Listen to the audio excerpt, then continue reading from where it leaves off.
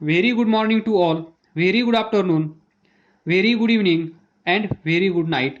In this lecture, we will continue. तर पहा, magnetic field lines किंवा मॅग्नेटिक फ्लक्स या कॉईलमधून जाणारं इन्क्रीज केव्हा होईल? जेव्हा ही कॉईल या मॅग्नेटिक फील्डमध्ये येईल. म्हणजेच ही मोशन या डायरेक्शनमध्ये होत आहे, ही मोशन या अपोजिट डायरेक्शनमध्ये इकडे झाली तर ती कॉईल मॅग्नेटिक फील्डमध्ये येईल आणि मॅग्नेटिक फील्डमध्ये आल्यामुळे त्या कॉईलमधून जाणाऱ्या मॅग्नेटिक फील्ड लाईन्स वाढतील. मॅग्नेटिक फील्ड लाईन्स वाढल्या तर मॅग्नेटिक फ्लक्स वाढेल. तर पहा, एरिया वाढेल, मॅग्नेटिक फ्लक्स वाढेल, हे लक्षात ठेवा. मग परत हे काय करतील, यांच्यामुळे पण ईएमएफ तयार होईल. या ईएमएफ मुळे तिथे करंट तयार होईल आणि या करंटमुळे तिथे मॅग्नेटिक फील्ड तयार होईल आणि हे मॅग्नेटिक फील्ड जे तयार झालेलं असेल या करंटमुळे ते काय करेल, जर मॅग्नेटिक फील्ड वाढत असेल तर हे काय करेल, कमी करण्याचा प्रयत्न करेल. बरोबर, म्हणजे अपोजिट. म्हणजे सिम्पली लक्षात काय ठेवायचं आहे तुम्हाला, इथे जो करंट तयार होणार आहे तो करंट ज्याने तयार केला, ज्याने म्हणजे कुणी, ज्यावेळेस ही कॉईल या साईडला गेली त्याच वेळेस या एडी मधून करंट फ्लो होऊ लागला. म्हणजे हा करंट कोणी तयार केला, या मॅग्नेटिक फील्डने. या मॅग्नेटिक फील्डने ज्यावेळेस ही कॉईल या मोशनमध्ये आली त्यावेळेस. तर एरिया डिक्रीज होईल, मॅग्नेटिक फील्ड लाईन्स डिक्रीज होतील, मॅग्नेटिक फ्लक्स डिक्रीज होईल. मग हे डिक्रीज होणार मॅग्नेटिक फ्लक्स इन्क्रीज करण्यासाठी इथे करंट येईल. आलं का लक्षात? सिम्पली अपोजिट लक्षात ठेवायचं आहे तुम्हाला. वाढत असेल तर कमी करणार, कमी होत असेल तर वाढवणार, बस. तर पहा, एवढं डिस्कशन करून झाल्यानंतर हा टॉपिक तुमच्यासाठी एकदम सोपा असेल. तर पहा, इथे फिजिक्स संपलेला आहे, इथून पुढे मॅथमॅटिक्स असेल. तर इथे अवेलेबल असणारं मॅग्नेटिक फील्ड बी, त्याचा हा एरिया म्हणजेच बाउंड्री रिजन. इथे ही कॉईल आहे ए बी सी डी, बरोबर. हे मॅग्नेटिक फील्ड आता तुम्हाला सर्व इमॅजिन होत असेल. Motion of this loop is towards right आणि त्याचा स्पीड आहे v. ही लेंथ आहे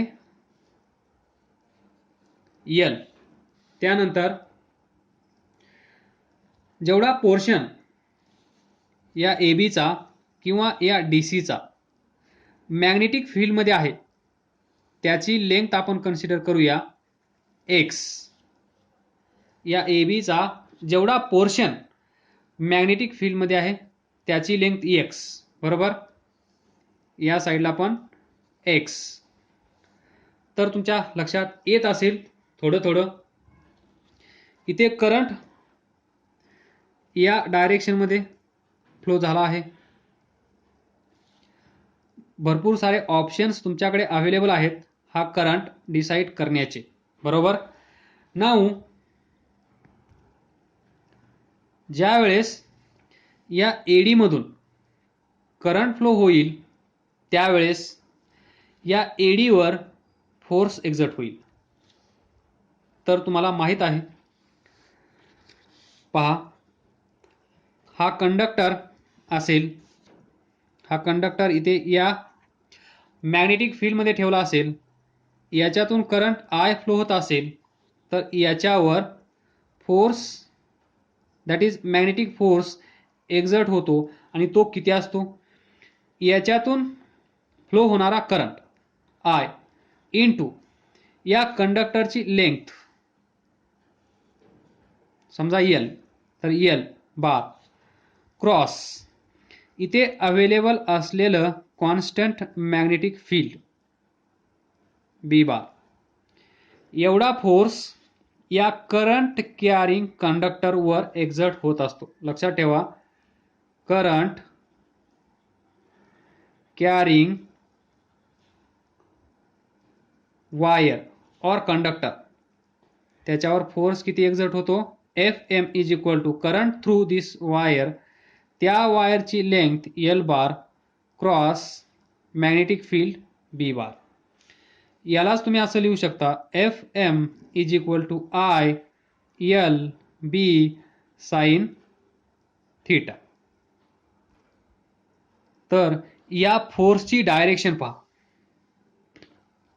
एडी साठी आपण विचार करूया अगोदर. त्याच्यासाठी आपल्याला यूज करावा लागेल left hand rule, Fleming's left hand rule. इथे असं लिहून ठेवा, left hand rule for to decide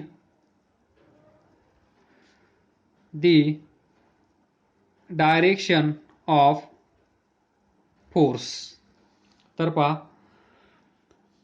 हा असेल लेफ्ट हँड. तुम्हाला असा अरेंज करायचा आहे, 1 2 3 1 2 3.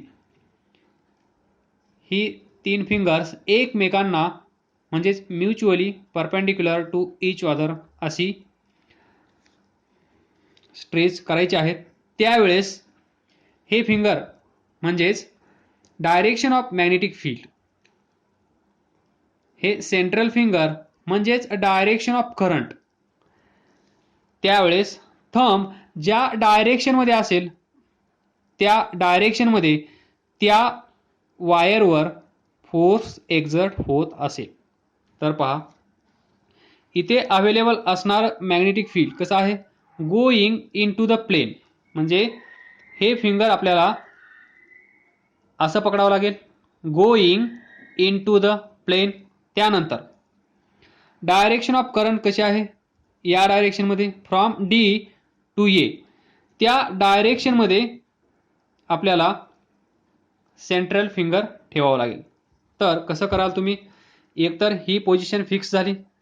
त्यानंतर पहा, आपल्याला काय करावं लागेल, इथे पहा, ज्या डायरेक्शनमध्ये करंट आहे त्या डायरेक्शनमध्ये सेंट्रल फिंगर आणि ज्या डायरेक्शनमध्ये मॅग्नेटिक फील्ड आहे त्या डायरेक्शनमध्ये इंडेक्स फिंगर. त्यावेळेस थंब पहा कुठे आहे, या डायरेक्शनमध्ये म्हणजेच लेफ्ट साईडला आहे, बरोबर.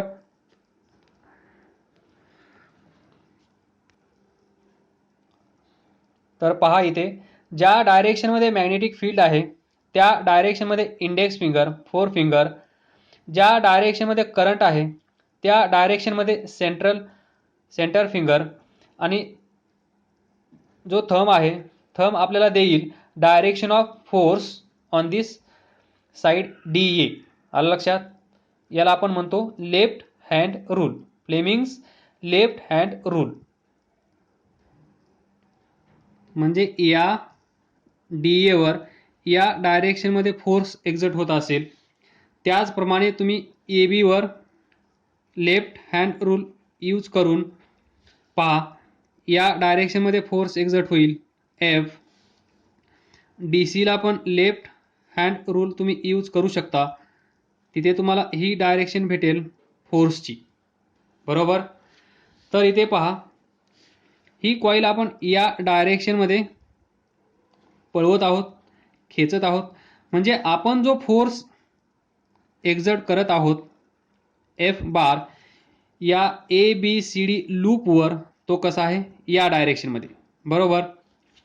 त्यानंतर इथे मॅग्नेटिक फील्ड आहे, या मॅग्नेटिक फील्डमध्ये ही कॉईल या डायरेक्शनमध्ये गेल्यामुळे या लूपमधून करंट फ्लो होऊ लागला. आणि जसा करंट फ्लो होऊ लागला तसंच या एडीवर फोर्स पण एक्झर्ट होऊ लागला. तर या फोर्सची डायरेक्शन आपण by using left hand rule माहीत करून घेतली. तर इथे लक्षात घ्या थोडंसं मोस्ट इम्पॉर्टंट डिस्कशन नाव. इथे पहा, याला आपण F1 म्हणूया, याला F2 म्हणूया, याला F3 म्हणूया. आणि हा एक्सटर्नल फोर्स, ज्या फोर्सचा यूज करून आपण ही कॉईल या डायरेक्शनमध्ये खेचत आहोत, तो फोर्स. त्यानंतर इथे पहा, Now we know that the magnitude of force exerted on this wire, तर पहा Fm is equal to current L bar cross B bar. तर याला आपण असं लिहू शकतो I into L B sin theta.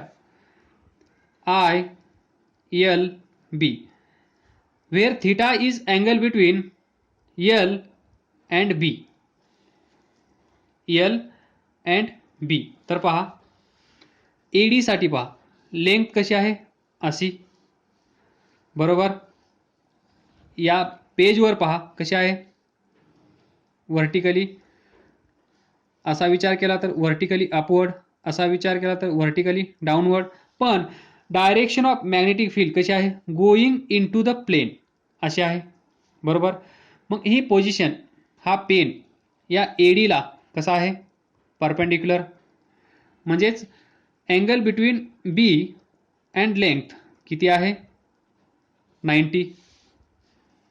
इथे पहा ए बी साठी 90 असेल, डी सी साठी 90 असेल. तर पहा ही length and direction of magnetic field perpendicular, ही length direction of magnetic field perpendicular, म्हणजेच F M I L B sin 90. so F M is equal to I L B. एवढा फोर्स या eddy वर एक्झर्ट होत असेल. या eddy मधून flow होणारा करंट I, या एडीची लेंथ L, आणि एडी ज्या मॅग्नेटिक फील्डमध्ये आहे ते मॅग्नेटिक फील्ड हे B, म्हणजेच B. This is maximum force. 90 degree म्हणजे ज्यावेळेस ही व्हॅल्यू 1 असेल त्यावेळेस मॅक्सिमम फोर्स या एडीवर एक्झर्ट होत असेल. तर फोर्स ऑन एडी किती आहे I L B नंबर 1. त्यानंतर या F2 कडे. F2 याची लेंथ AB जेवढी आहे तेवढीच CD ची आहे की नाही, बरोबर. ही रेक्टँग्युलर कॉईल आहे, रेक्टँग्युलर लूप आहे ABCD. तर AB is equal to CD आहे की नाही. मग AB मधून फ्लो होणारा करंट I आहे, CD मधून फ्लो होणारा करंट तोच असेल, बरोबर. व्यवस्थित इमॅजिन करा, हाच करंट इकडे जात आहे, म्हणजे AB मधून जाणारा करंट I आहे, CD मधून फ्लो होणारा करंट I. तर AB मधून जाणारा करंट CD मधून जाणारा करंट कसा आहे सेम, करंट तर सेम आहे. त्यानंतर AB ची लेंथ जेवढी आहे तेवढीच CD ची लेंथ असेल की नाही, म्हणजे लेंथ पण सेम आहे. तर पहा करंट सेम, त्यानंतर लेंथ पण सेम, बरोबर. मग AB ज्या मॅग्नेटिक फील्डमध्ये आहे त्याच मॅग्नेटिक फील्डमध्ये CD पण आहे. येते का लक्षात. पहा F2 फोर्स ऑन AB. तर पहा या AB चा जेवढा पोर्शन मॅग्नेटिक फील्डमध्ये आहे तो किती आहे X. तर आपण AB ची एवढीच लेंथ आपण कन्सिडर करूया तुम्हाला समजण्यासाठी. तर F on AB is equal to त्यातून जाणारा करंट I, L म्हणजेच X, B म्हणजे B सेम आहे, तर I X B. त्यानंतर F3 is equal to F CD, त्याच्यातून जाणारा करंट पण Iच आहे, त्याची लेंथ इनसाइड मॅग्नेटिक फील्ड Xच आहे, ती पण त्याच मॅग्नेटिक फील्डमध्ये आहे ज्या मॅग्नेटिक फील्डमध्ये ए बी आहे, सी डी पण तिथेच आहे. तर आ एक्स बी पहा, नंबर 1, नंबर 2, नंबर 3. बरोबर. तर इथे पहा I x B F2 and F3 कसे आहेत? सेम आहेत. F2 is equal to F3 आपण असं म्हणू शकतो. पण हा पण पहा इथे F2 पहा, F2 ची डायरेक्शन अशी आहे, F3 ची डायरेक्शन पहा अशी आहे. म्हणजे एकमेकांना अपोजिट डायरेक्शनमध्ये हे दोन फोर्स एक्झर्ट होत आहेत. ए बी वरचा फोर्स म्हणत आहे या कॉइलला इकडे चल, डी सी वरचा फोर्स म्हणत आहे या कॉइलला इकडे चल. फायनली F2 चं मॅग्निट्यूड किती आहे? I x B. F3 चं मॅग्निट्यूड किती आहे? आय एक्स बी. पण हे दोन फोर्स एकमेकांना अपोजिट आहेत. जर हे दोन फोर्स एकमेकांना अपोजिट असतील तर पुढचं बोलण्याची गरज नसेल कदाचित. F2 is equal to minus F3. बरोबर. म्हणजेच इथे पहा F2 plus F3 is equal to 0. म्हणजे नेट रिझल्टंट फोर्स कसा आहे? 0 या कॉइलवर, या डायरेक्शनमध्ये आणि या डायरेक्शनमध्ये. म्हणजे ही कॉइल इकडे पण जाणार नाही, ही कॉइल इकडे पण जाणार नाही. जो आपण फोर्स या डायरेक्शनमध्ये अप्लाय केला आहे त्या डायरेक्शनमध्ये विथ स्पीड व्ही ही कॉइल इकडे जात आहे. बरोबर. मग आपण भरपूर सारं काही डिस्कशन केलं आहे. ही कॉइल मॅग्नेटिक फील्डच्या बाहेर जात आहे. ज्यावेळेस आपण या कॉइलला इकडे खेचतो त्यावेळेस पहा हा स्क्वेअर म्हणजे रिजन, या रिजनमध्ये मॅग्नेटिक फील्ड अवेलेबल आहे. या मॅग्नेटिक फील्डच्या बाहेर ही कॉइल जात असेल तर तिथे EMF E तयार होतं minus D phi by D T. हे जे EMF तयार होतं हे लेन्झ लॉ नुसार कसं तयार होतं हे आपण डिस्कस केलं आहे. तर ते काय करत असतं, या कॉइलला इकडे जाऊ नको असं सांगत असतं. म्हणजेच ही कॉइल या डायरेक्शनमध्ये आली पाहिजे. मग या डायरेक्शनमध्ये या कॉइलला खेचण्यासाठी या साईडवर जो फोर्स F1 एक्झर्ट होत आहे, F1 तो फोर्स आणि हा फोर्स F बार हे एकमेकांना बॅलन्स करतील. या दोघांनी तर बॅलन्स केलं, या डायरेक्शनमध्ये ही कॉइल जाणार नाही, या डायरेक्शनमध्ये पण ही कॉइल जाणार नाही, कारण त्या दोघांचं मॅग्निट्यूड सेम आहे.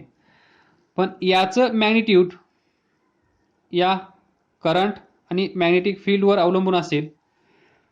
हा फोर्स तर एक्सटर्नल फोर्स आहे जो आपण एक्झर्ट करत आहोत या कॉइलला बाहेर खेचण्यासाठी. पण तिथे असा करंट फ्लो होईल की एवढाच फोर्स याच्या अपोजिट डायरेक्शनमध्ये एक्झर्ट होईल आणि या कॉइलला परत मॅग्नेटिक फील्डमध्ये खेचण्याचं काम जो करेल तो फोर्स म्हणजे F1. तर पहा दिस F1 force F1 that is force on AD is equal to ILB. Equation number 1. 2, 3 cancel झाले आहेत. आलं लक्षात? तर पहा हा एक्सटर्नल फोर्स, हा F1 इथे तयार झालेला मॅग्नेटिक फोर्स, हे दोन फोर्स पण एकमेकांना अपोजिट डायरेक्शनमध्ये आहेत.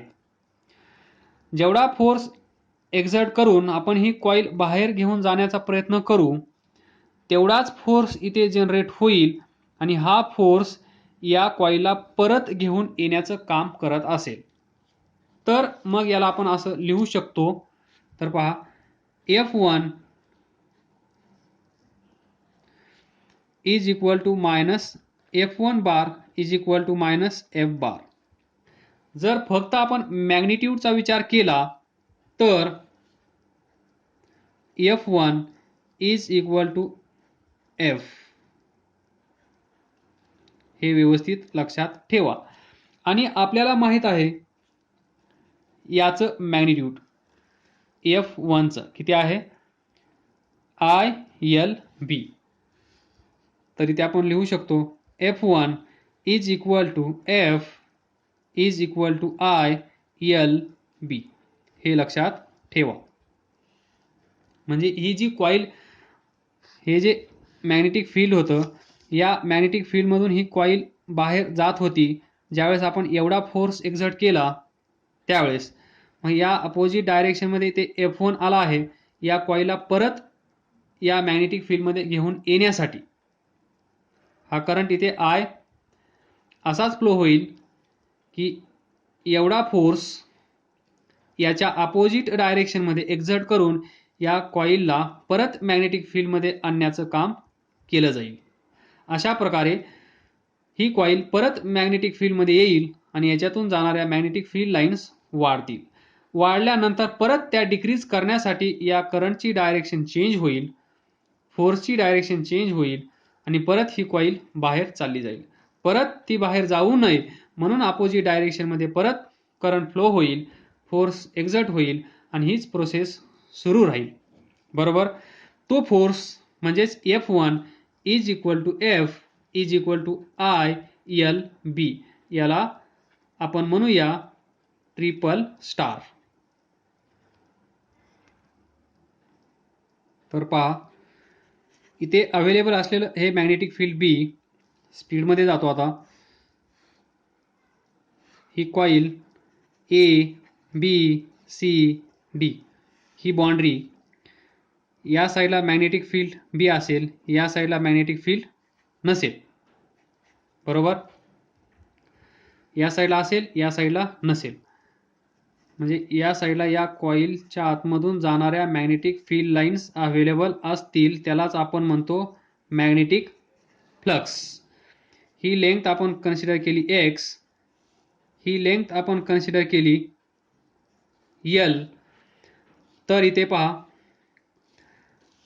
X ज्यावेळेस ही कॉईल इकडे जात आहे एवढा फोर्स एक्झर्ट केल्यामुळे त्यावेळेस एरिया डिक्रीज होत आहे. म्हणजेच before this we know that magnitude of magnetic flux through this loop phi B is equal to BA cos theta, where theta is angle between B and A. पाठीमागे discuss केला आहे, तो असेल theta is equal to 0. So B A phi B. As x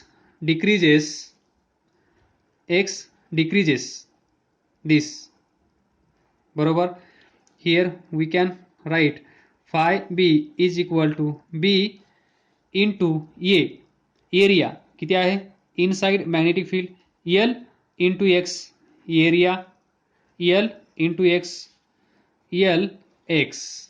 बरोबर. From this we can say that as X decreases, जेव्हा X decrease होईल, X decrease होण्यासाठी या कॉईलला या डायरेक्शनमध्ये जाणं गरजेचं आहे. त्याच वेळेस एक्सची व्हॅल्यू कमी कमी होत जाईल आणि एक वेळ अशी येईल की ही कॉईल टोटली मॅग्नेटिक फील्डच्या बाहेर असेल, पण असं होणार नाही कारण लेन्झ लॉ अवेलेबल आहे. ॲज एक्स डिक्रीजेस दी फ्लक्स. तर पहा एक्स डिक्रीज होत असेल तर फ्लक्स काय होत आहे, magnetic flux decreases. So phi B also decreases. मग according to Faraday's law the magnitude of induced EMF E माहीत आहे सर्वांना, minus D phi by D T. Taking magnitude only D phi by D T. तर इथे D by D T फायची value किती आहे, phi B. We can write phi B is equal to B L X. So E is equal to B कसा आहे constant magnetic field बाहेर घ्या, L length, एडीची length change होणार आहे का, एडी पहा ही कॉईल इकडे घेऊन जा, एडी चेंज होणार आहे का, एल एलच राहणार आहे. फक्त एक्स डिक्रीज होत आहे परत येत असताना एक्स परत इन्क्रीज होईल, पण यल वर कुठल्याही प्रकारचा इफेक्ट होणार नाही. म्हणजेच यल कॉन्स्टंट आहे, यल पण आपण बाहेर घेऊ शकतो. तर पहा D X by D T, and what is this? dx by dt, v speed, so E is equal to blx. Equation 4, equation 3 झाला आहे, 1 2 3. इक्वेशन 4 त्यानंतर इथे पहा एवढं EMF इथे तयार झाला आहे. Due to this induced EMF there is induce current. Induce current I तो किती असेल? V बाय R, हे तर सर्वांनाच माहीत आहे. I is equal to V म्हणजेच E by R here. So B L X divided by R. This is the current. जो करंट इथून फ्लो होत आहे I D टू E तो किती आहे? B L X upon R. याला equation 5 म्हणा. मग तुम्हाला हे माहीत आहे from triple star. Triple star काय आहे? F1 is equal to F is equal to I L B.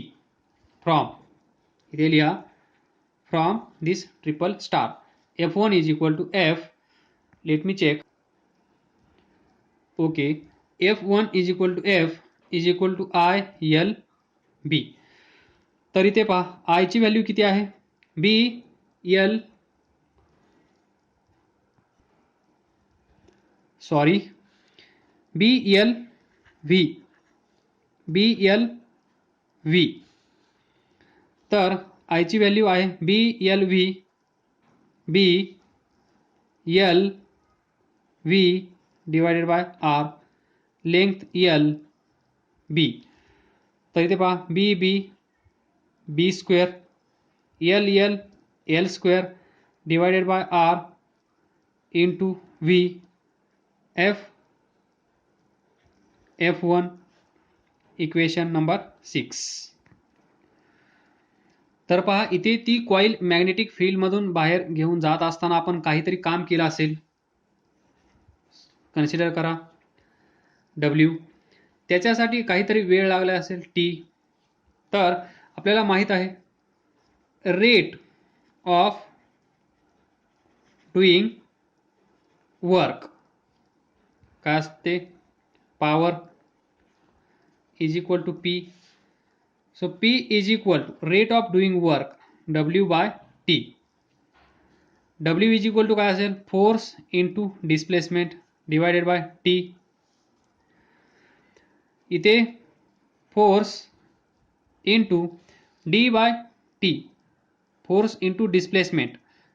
तुम्ही X घेऊ शकता, इथे X आपण घेतला आहे म्हणून D यूज केला आहे. X बाय T काय असतं? व्हेलॉसिटी. तर इथे पहा P is equal to F bar dot V bar. This is the power. बरोबर. एवढं वर्क आपल्याला करावं लागत असेल एवढ्या टायमासाठी, तर तिथे पॉवर आपली किती असेल? एवढी. इक्वेशन 6 7. बरोबर. तर आपल्याला फोर्स माहीत झाला आहे, V माहीत आहे. तर पहा फोर्स या डायरेक्शनमध्ये आहे, व्हेलॉसिटी या डायरेक्शनमध्ये आहे. तर F dot V scalar F V आपण लिहू शकतो. दोघांची डायरेक्शन एक आहे, कॉस 0 1. तर याला तुम्ही म्हणू शकता 8. तर पहा दिस इक्वेशन नंबर 6 इथे उचलायचं आहे. This is value of F B square L square V divided by R. तर हा एफ म्हणजेच P is equal to F from equation 6 किती आहे? B square L square upon R V.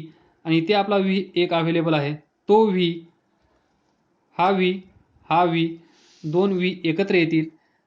P is equal to B square L square V square divided by R. आता मजा आली आहे लक्षात ठेवण्यासाठी.